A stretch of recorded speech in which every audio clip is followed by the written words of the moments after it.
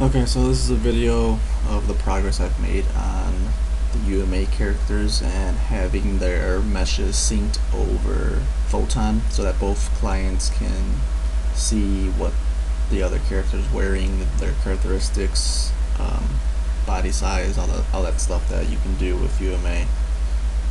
So here you can see I've already started with this one character. I gave him a bodysuit. Gave him some extra arm size, hand size, foot size, all that stuff.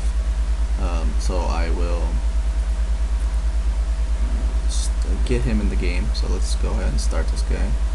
And then I will create this new client right here. So our first guy is happily walking about. It's a little laggy, I'm not sure why, but here's our other client. So same deal. Let's just do something basic here. Let's give him a shirt, some pants, maybe shirt color, green. That should do fine. Just name him guy. Okay, so let's place him into the game, and if all works well, we should see both characters loaded on both clients. So we can see that we have our Duckman here, his arms, legs, all that goodness, his head size, running around. Let's see. If we do this. So on this screen he's lagging, but that's just my computer being really weird for some reason right now. But you can see that it's also updating very slowly. And it's either my internet or my computer being unable to run two clients. But you can see that it's working properly here. Their armors or their skins and all that have synced properly. So you can see on this client, he's got his green shirt, black pants over here. He's got his bodysuits, his hands, and all that. Close that out. He disappears here properly. That all works fine. So I'll just go over the code real quick on how I accomplish this. Excuse me.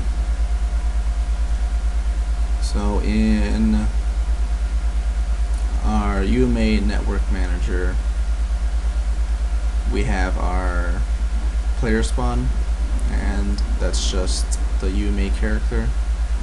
So this is how you normally do it with Photon. That guy is, let me stop this. Over here, resources, here, this UMA Photon character. So he has a UMA dynamic avatar. He's got this amazing Photon. And we can get rid of amazing. This was just to help me demonstrate quickly that the meshes do sync when they're different. So we have the script here and the Photon view, which is important for Photon. And I covered this stuff in the other videos. So then let's go back to monodevelop. So that guy spawns, and then the character ends up with this script, amazing Photon, and this is where we do the syncing. So this is modified code from the regular amazing character spawner. So here we grab the recipe string, which is saved as a text file within amazing. That's what amazing does. It saves all the information we need for the mesh into a string in a text file. So we recover that and we send an RPC call to Photon to load our recipe string, and that way we can sync up between both clients. And the other important part here is this Photon view that is mine. And the reason I'm doing this is if it's my local client, I want to send my recipe string to everyone. But if I am not the local client, that means that I need to get the recipe string from the other client. So that's the one big difference, and is extremely important in getting both characters to sync properly. Otherwise, without this portion right here, and if you just called this, you would get both of the characters looking the same for both clients. And that's not the proper way to do it. So we have to do this separate logic for whether it's a local client or not. So this get recipe essentially does the same thing. It loads it, but the grabbing of the string needs to be done locally for each client. So that's what this does right here. So calls RPC get load or get string depending on whether it's a local character, and then calls this, which ends up loading the actual avatar. And that's pretty much all that's necessary to get that working.